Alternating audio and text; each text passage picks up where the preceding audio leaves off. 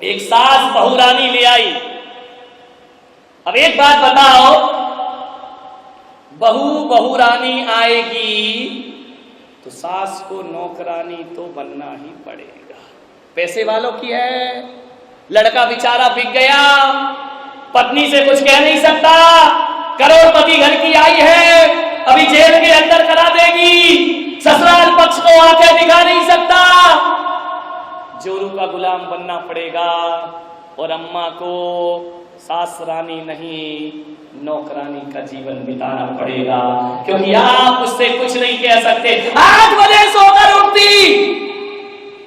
एक दिन सुबह सुबह सासू मां 8 बजे बहू उठती, सासू 4 बजे उठ जाती है। झाड़ू लगा रही थी, बेटा उठा। बेटे ने कहा यार इस उम्र में मेरी अम्मा झाड़ू लगाए। पत्नी से कह नहीं सकता क्योंकि बहू नहीं है, बहू रानी है, धनपति के घर की आई है। मैं भी रानी तू भी रानी, कौन भरेगा पानी। ध्यान रखिए, कुछ नहीं कह सका। उसने अम्मा से कहा कि अम्मा जी ला झाड़ू मैं लगा देता हूं। माँ ने कहा बेटा पागल है क्या, जिस घर में स्त्रियां होती हैं और पति आदमी झाड़ू लगाए रिद्धि सिद्धि बाहर चली जाती है। मैं झाड़ू लगा दूंगी, कोई बात नहीं है। बेटे ने कहा नहीं मां, मेरे होते तू झाड़ू नहीं लगाएगी, ला झाड़ू मैं लगाऊंगा। मां ने कहा नहीं बेटा, जब तक हाथ पैर चल रहे हैं मैं झाड़ू। दोनों में तू मैं हो गई, झाड़ू पकड़ के खींचने लगे। बेटे ने कहा मैं लगाऊं, मां ने कहा, आवाज चली गई बहुरानी के पास, झट से उठी, दरवाजा खोला। कमबख्त लोग सोने भी नहीं देते शांति से। झरोखे में से बोली क्यों झगड़ा कर रहे हो सवेरे सवेरे, मेरी नींद डिस्टर्ब कर दी तुम लोगों ने। सास ने देखा कुछ नहीं बहू तू सो जा, और लिया पैसे वाले की बहू, सो जा।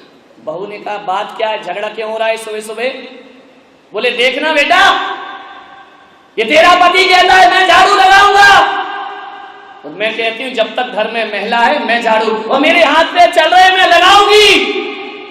तो पति ने सोचा शायद अब शर्म आएगी उसे। मालूम है महारानी ने क्या कहा, बोले पागलो झाड़ू के लिए झगड़ा क्यों करते हो, इतनी लड़ाई कर रहा है इतने से काम के लिए। तो बोले क्या किया जाए, बोले आपस में बांट लो, एक दिन तुम लगा लिया करो, एक दिन तुम लगा लिया करो। और जा करके फैसला देकर बहुरानी आराम से सो गई। याद रखिए, विचार करिए, उसको काहे की शर्म, ध्यान रखना। बहू लाओ, बहुरानी मत लाओ। जो बड़ी बड़ी सभाएं करता है, हम समाज में जन जागरण कर रहे हैं, दहेज विरोधी आंदोलन। जब उसके बेटे की शादी होती है, लड़की देखने जाता है, और लड़की वाले जब पूछते हैं कि भाई साहब तो ये रिश्ता पक्का समझूं, नहीं रिश्ता तो पक्का है, थोड़ा सा क्या है कि ये लड़की पैर फेंक कर चलती है। तो लड़की के बाप ने कहा पैर फेंक कर चलती तो मैं क्या करूं। बोले ऐसा करो भाई साहब 5 लाख रुपए और ले लेना। अरे दहेज विरोधी आंदोलन, मैंने दुनिया में दहेज के विरोध में जंजाल, मैं दहेज महेज नहीं लेता हूं। अरे भाई साहब चलता है बात, 5 लाख रुपए आप ले लीजिए पैर। उसने कहा हाँ यार बात तो ये है, पैर यार कौन देखता है। सोचो 5 लाख में लड़की का पैर सही हो गया, तो फिर रिश्ता पक्का समझे। अरे नहीं, बस लड़की थोड़ा सा बात करते समय तिरछा सा देखती है।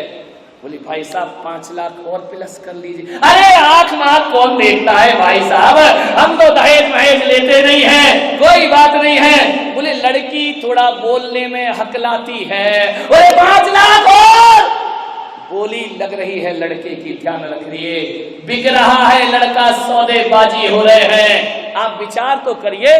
देखो भाई साहब दहेज महेज के तो हम सख्त खिलाफ हैं, लेकिन क्या करें, आप यदि चाहते हो, आपकी बेटी नाजों से पली है। अब आजकल की बेटियां बसों में धक्का तो खाना नहीं चाहती हैं। कौन लंबा लंबा सफर ट्रेन से, हमें कुछ नहीं चाहिए। तुम्हारी बेटी आप चाहो कि बसों में धक्के नहीं खाए, एक 10-20 लाख की कार तो हम तो जिंदगी में उस कार में बैठेंगे नहीं, हमने तो सौगंध खाई हम जिंदगी में कभी दहेज नहीं लेंगे, हम तो समाज सेवक लोग हैं, हम तो सोशल वर्कर। लेकिन लड़कियां कहां मानती हैं आजकल। एक कार हो जाए तो फिर मामला। और देखो भाई साहब, हम लोग गांधीवादी लोग हैं, हम तो पुराने जमाने के लोग हैं, हमारे यहाँ नौकर नौकरानियां तो रहती नहीं है। लेकिन आजकल की बेटियां खाना बनाना कहाँ जानती हैं। एक काम करो, नौकरानी लगेगी थोड़ा बहुत बच्ची की खुशी के लिए। और आजकल भाई साहब आप तो जानते हैं, ये बच्चियां भूखी रह जाएं लेकिन डायमंड सेट पहने बिना नहीं रहती हैं। अब आप क्या चाहते हो कि आपकी बेटी बिना आभूषण के दिखाई दे? भरी समाज में हमें जाना पड़ता है, एक आध डायमंड सेट, हमें दहेज नहीं चाहिए। तेरे की आदमी की जिंदगी, मुंह में राम बगल में छुरी, कितनी स्टाइल से मांगता है। नुमाइश हो रही है लड़की की। लड़की देखने जाते हैं, लड़के लड़की को अलग बंद कमरे में छोड़ देते हैं कि बेटा आप बात कर लो। हम माँ बाप बाहर बात कर रहे हैं, बाहर नोटों की बात हो रही है, अंदर लड़के लड़की बात हो रहे हैं। तो कैसी झांकी बना रखा है बेटियों को, प्रदर्शनी बना रखा है बेटियों को। लड़के ने पूछा क्यों, तुझे गाना गाना आता है? लड़की ने नीची निगाह करी, बोले नहीं मुझे गाना नहीं आता है। तो बोले एक बात बता, तुझे नाचना आता है? लड़की ने कहा नहीं मुझे नाचना नहीं आता है। पूछे जा रहा। लड़की ने कहा एक प्रश्न मैं पूछ सकती हूँ? लड़के ने बोला पूछो, क्या पूछना है? बोले तुझे ढोलक बजाना आती है? उसने कहा क्या बदतमीजी है ये? बोले आप 1 घंटे से बदतमीजी कर रहे हैं मेरे साथ कि तुझे नाचना आता है कि नहीं, गाना आता है कि नहीं।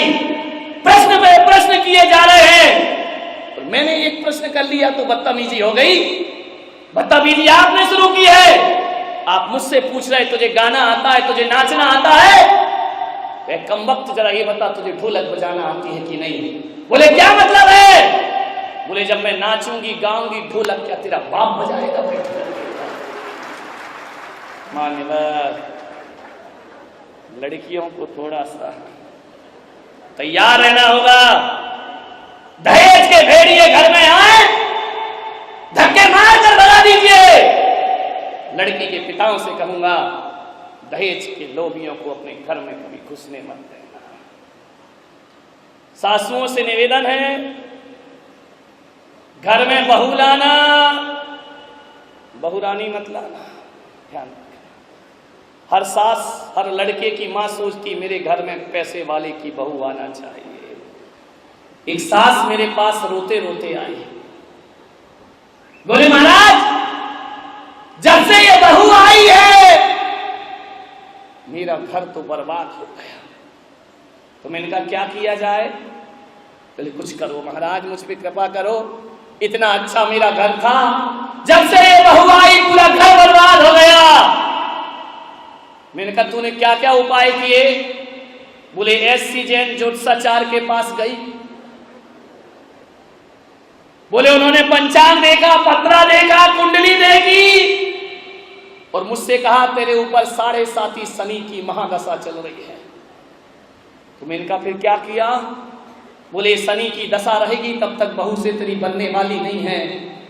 मैंने कहा एक बात बता अम्मा, ये 7.5 शनि की महादशा कब से लगी है? बोले जिस दिन से ये बहू घर में आई है। मैंने कहा एक बात कर, एक काम करेगी? बोले कोई उपाय बता दो महाराज। मैंने कहा एक टोटका दे रहा हूं, तू कर लेगी? बोले कर लूंगी। बोलो जिनसर में एक कमरा बनवाऊं? मैंने कहा नहीं, कमरे से तेरा शनि उतरने वाला नहीं है। कोई मूर्ति रख दूं, कोई जिनालय बना दूं? मैंने कहा नहीं मेरे बनाने वाले बहुत से हैं, तुझसे लेके तेरा शनि लेके मैं करूंगा क्या जिनसर में? मैंने कहा तेरा शनि तू ही रख। बोले महाराज मुझे शनि से मुक्ति दिलाओ। मैंने कहा एक छोटा सा टोटका कर दे।